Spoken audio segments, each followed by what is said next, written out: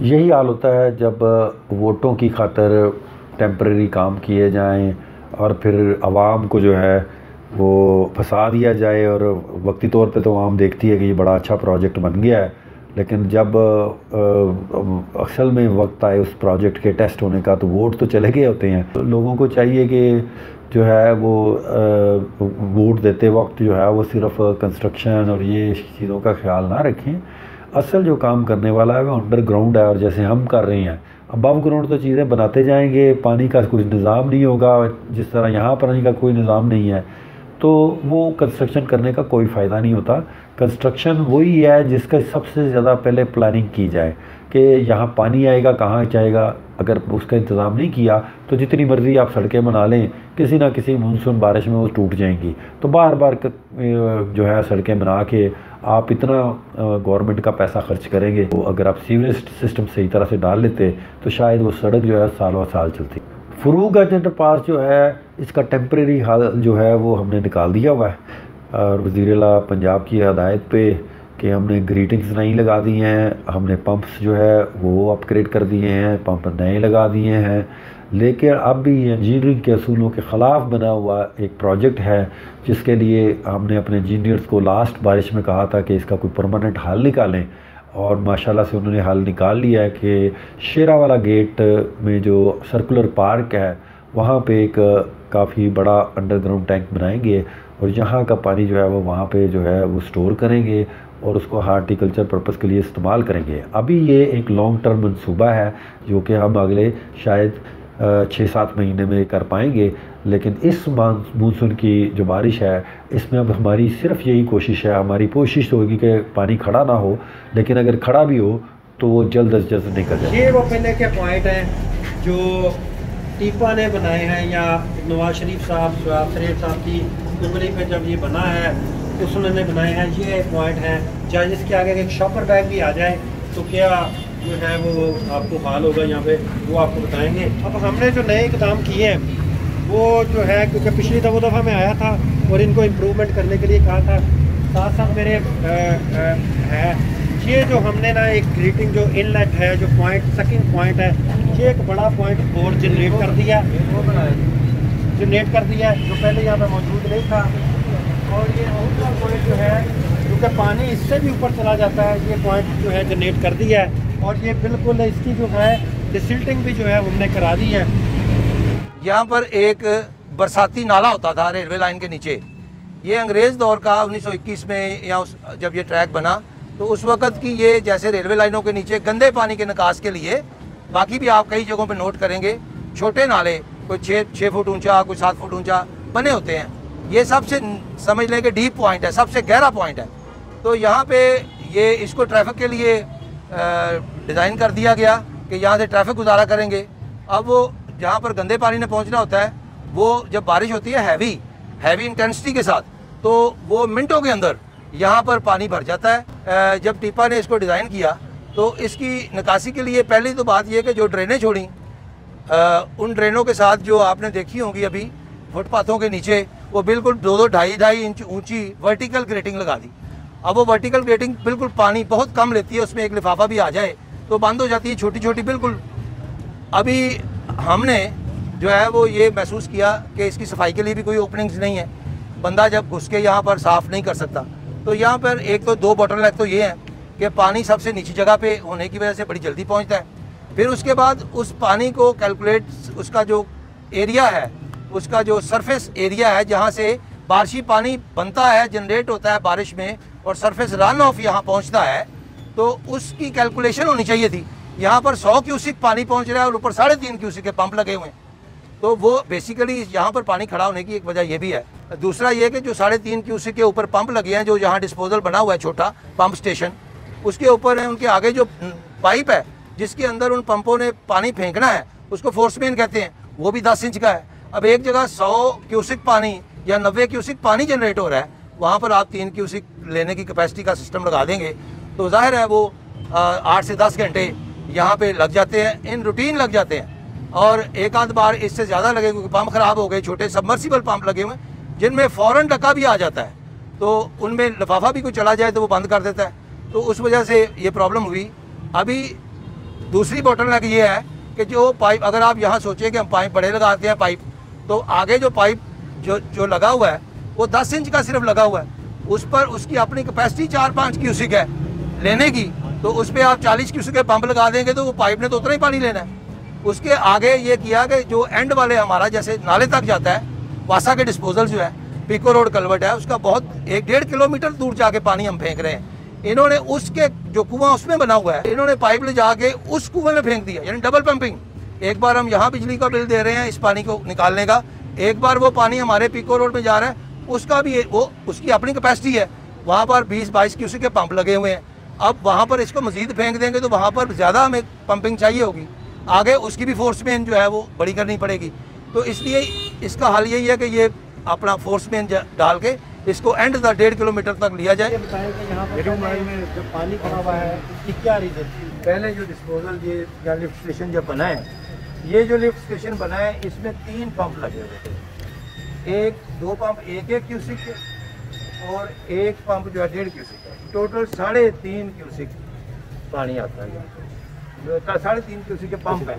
यानी आपका ख्याल है कि जितना पानी है उससे बहुत अंडर कैपेसिटी जो है बहुत अंडर कैपेसिटी। और मैं यहाँ पे ये भी नहीं सबमर्सिबल है। अच्छा मरान साहब, मैं जितने भी डिस्पोजल स्टेशन पे गया हूँ, मैं हमेशा देखता हूँ कि पानी फिल्टर होके अंदर आता है, एक स्क्रीन लगी होती है और वो स्क्रीन को सफाई की जाती है। यहाँ मुझे स्क्रीन भी नहीं नज़र आ रही यहाँ पे कि यहाँ पे कोई स्क्रीन यहाँ पे पहले। पहली बात तो ये मैं बता दूँ कि जो पंप लगाए गए हैं वो बड़े क्रूड, यानी 1-1 क्यूसिक का जो है वो पंप, जिसमें ज़रा सा शॉपर भी आ जाए तो डका आ जाता है, उसको कहते हैं सबमर्सिबल पंप। पंप वो होता है जो बाहर लगाओ, अगर बारिश के दौरान खराब भी हो जाता है उसकी रिपेयर भी हो जाती है, रिपेयर करके आप उसको दोबारा चला भी सकते हैं। यानी यहाँ पे शॉपर बैग जाने नहीं चाहिए थे, वो स्क्रीन हो के अंदर जाते हैं ताकि वो सबमर्सिबल बना। अब आपने नया ऐसा क्या किया, एक तो आपने ग्रीटिंग में दिखा दी है, क्योंकि हमने तो आपको यही कहा था, क्योंकि वज़ीर साहब का हुक्म था कि इसको अपग्रेड करें। मुझे ये पता चला है, लोगों से मैंने काफ़ी की बात की है कि यहाँ 4-4 दिन पानी नहीं जाता था, यहाँ खड़ा रहता था, लेकिन पिछली दफ़ा 4 घंटे में ये पानी निकला है। लेकिन हम ये चाहते हैं कि वो 4 घंटे से भी जो है वो कम वक्त में ये निकले, क्योंकि जितनी मर्जी अभी कैपेसिटी करने की, क्योंकि इसमें मेजर एक रिपेयर है। अभी तो हमने एक टेम्परेरी इसका हाथ निकाला है, ये वो आपने मेरा हाल मोटर भी लगा। अभी मैं आपको सर दिखाता हूँ। हाँ। ये सामने आप देख रहे हैं, ये हॉरिजॉन्टल पंप है। हाँ। ये हॉरिजॉन्टल पंप जो है ये 4 क्यूसिक कैपेसिटी का हमने लगाया है, यानी इस डिस्पोजल की कैपेसिटी पहले 3.5 क्यूसिक थी, तीनों पंपों की मिला के हमने एक पंप 4 क्यूसिक का बाहर लगा दिया, यानी 3.5 यानी ये अकेला भी चलता हो। हाँ, तो पहले से ज़्यादा। अब उसमें हम इसको जो है enhancement of the capacity Aldous हमने डबल कर दी है कैपेसिटी, लेकिन इसके बावजूद आगे जो पाइप लगा हुआ है वो कम है, वो हमें ये 4 पंप नहीं चलाने देते। पीछे जो ट्रांसफार्मर 100 का लगा हुआ है वो आप देख रहे हैं छोटा, ये सारा सिस्टम ही एक्चुअली अंडर कैपेसिटी। बिल्कुल आपने इसकी कैपेसिटी बढ़ानी है। मैं पिछली दफे कह सकता हूँ, क्योंकि ये टाइम कंज्यूमिंग मैटर है। मैं ये आपको ये शाबाशी देता हूँ कि आपने बहुत कम वक्त में वो ग्रीटिंग भी लगा दी है और आपने ये खराब हो जाएगा तो अंडरग्राउंड से अबव ग्राउंड भी कर दिया है, ये चलाएंगे, कैपेसिटी भी आपने बढ़ा दी है। ठीक है, अब मैं यहाँ के लोगों से मुखातब हूँ कि जो हमारे साबका हुक्मरान थे, उन्होंने किस तरह जो है किसी इंजीनियरिंग के असूलों को सामने रखते हुए इस तरह के पर प्रोजेक्ट किए जो आज तक जिसकी जो है आपको इसका खामियाजा जो है वो भुगतना पड़ रहा है। एक खुशखबरी, क्योंकि ये एक टेम्परेरी सोल्यूशन है जो हमने दिखाया है, हमारा अल्लाह के साथ नहीं मुकाबला। अगर बारिश ज़्यादा होगी, हम ये आपको अब गारंटी कर रहे हैं कि पानी पहले से ज़्यादा जल्दी यहाँ से निकल जाएगा इंशाअल्लाह ताला। अल्लाह ने चाहा तो ये आगे से पहले से डबल बारिश भी होगी, तो ये डबल कैपेसिटी के साथ लगा है, वहाँ इनलेट भी ज़्यादा लगी है। लेकिन खुशखबरी जो है वो ये है कि हमारी लाहौर की गवर्निंग बॉडी ने जो है, जिस तरह हमने लॉरेंस गार्डन में किया है कि अंडरग्राउंड स्टोरेज टैंक बनाया जाए, हमने शेरावाला गेट में अंडरग्राउंड स्टोरेज टैंक जो है वो बनाने की मंजूरी दे दी है। अल्लाह ताला के हुक्म से ऐसून ये बारिशें थोड़ी सी कम होती हैं, क्योंकि बारिशों में खुदाई वगैरह करना जो है वो ख़तरे का बाइस होती है।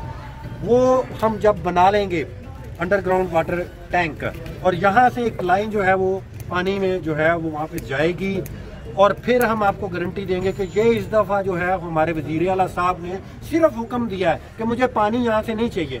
उन्होंने ये नहीं कहा ये कर दो, वो कर दो, बिल्डिंग खड़ी कर दो, या ये बड़ा ब्रिज कर दो, या पुल को खुला कर दो। ना आप इंजीनियर हैं, ना आपके पास कोई ऐसी डिग्री है, इसलिए आपने जो हुक्म दिए हैं लोगों को वो गलत दिए हैं। और वो बेचारे मजबूर लोग थे कि जो आपके हुक्म की तमील करने पे, क्योंकि उनको आप अंदर करवा देते थे, आप उनको डांट देते थे, आप उनको लोगों के सामने बेइज्जती कर देते थे। मेरा ख्याल है फिर भी जो इस गलत प्रोजेक्ट को बनाने में जो है जिन्होंने किरदार अदा किया है, चाहे अपने बॉस की उंगली पे करार दिया, उनको जरूर कैफरे किरदार तक उनके खिलाफ इंक्वायरी जरूर होनी चाहिए। लेकिन जब तक ये शेरा वाला गेट का जो है अंडरग्राउंड मनसूबा जो है नेक्स्ट मानसून तक तैयार नहीं हो जाता, आप से मैं माजरत चाहता हूँ। हालांकि ये काम पिछली हुकूमत का है, हम माजरत चाहते हैं। अगली दफ़ा मैं आपसे वादा करता हूँ कि आपको ये इंशाअल्लाह ताला खाली नज़र आएगा, आपको ये इस मुश्किलात का जो है वो सामना नहीं करना पड़ेगा। बहुत बहुत शुक्रिया। यहाँ पे कुछ यहाँ के इलाके के लोग भी यहाँ पे मौजूद हैं, उनसे भी पूछा जाए कि ये जो ब्रिज बना है इनकी इन्होंने मुखालफत क्यों नहीं की, या उस वक्त जो है वो ठीक से इसको टेस्ट क्यों नहीं किया। तो यहाँ के जो मकामी लोग हैं उनसे मैं कहूँगा कि थोड़ी सी हमें ब्रीफिंग लें। ये प्रोजेक्ट शुरू हुआ था 2017 में, और ये प्रोजेक्ट सिर्फ और सिर्फ जो यहाँ के मुकामी MNA थे और जो नीचे उनके अहलकार थे, सिर्फ उनकी जेबें गर्म करने के लिए था। इसका जो लागत बताई जा रही थी उस वक्त वो ये थी कि 22 करोड़ का ये प्रोजेक्ट था, और जो ये डिस्पोजल बना हुआ है वासा का इंक्लूड ये जो अंडरपास बनाया है, इसके ऊपर टोटल कितने पैसे लगे हैं? 6 करोड़ 88 लाख रुपया। मैं इसके खिलाफ एंटी करप्शन में चला गया, मेरे आगे खुली किताब की तरह सारी चीज़ें निकल के आ गई। यहाँ पे टीपा से लेके LDA तक, LDA से लेके ऐवान वज़ीर आला तक, और ऐवान वज़ीर आला से लेके हर जगह इसके पैसे गए हैं। यहाँ पे बहुत बहुत बड़े स्क्रैचेस आ गए थे। ये इस बनने के 3 माह बाद 2018 में जब जून में जब बारिशें शुरू हुई तो साथ ही पीछे इसकी बैक साइड पे दीवार थी बहुत बड़ी जो नीचे गिर गई, उसके नीचे 2 गाड़ियाँ आ गई जो बिल्कुल ही तबाह बर्बाद हो गई। हम लोगों ने यहाँ पे पूरा एक्शन लिया, CM साहब के हुक्म के ऊपर यहाँ पे टीमें मुकर्रर की गई, यहाँ पे हमने यहाँ पे बाकायदा यहाँ पे दीवारें भी बनाई। मेरा गाड़ी का नुकसान हुआ, मुझे इन्होंने कहा हम पैसे देंगे, लेकिन उन्होंने नहीं दिए। ये जो पुल बना अंडरपास, इसमें करप्शन की तबाही हुई। पुल बना लगाया उसने मुखालफत कीजिए, जिथे पुली है उत्थे रहने आम ट्रैफिक वास्ते ना खोलिया जाए, क्योंकि इतने पानी इन्ना क खलो जाता सी, जिहड़ा पहले एक पैर पिया होया सी ਉਹਦੇ ਨਾਲ 1.5 घंटे निकल जाता सी, वो पैर तोड़ टूट गया। उन्होंने अपने पैर पाए ने, जिस नक्शे के मुताबिक बनाना चाहते सन वो नहीं बनया। जो डिज़ाइन बनाया हुआ था नेस्ट पार्क की तरफ से, मैंने उनकी भी मुखालफत की, लेकिन वो इंजीनियरिंग डिपार्टमेंट था, वहाँ पे उन्होंने कहा जी इंजीनियरिंग के हिसाब से ये ठीक है, लेकिन आज साबित हुआ कि वो गलत था। उसमें जो बंदे मुलव्वस थे उसको बिल्कुल कैफरे अंजाम पे पहुँचाना चाहिए। उसके अलावा ये जो डिस्पोजल बना हुआ है वासा का है, ये बनाया वासा ने नहीं है, ये बनाया नेस्ट पार्क ने है, शहबाज की सरपरस्ती में बनाया। घरों को पीछे पीछे किया गया, उनके पैसे अभी तक घर वालों को नहीं मिले।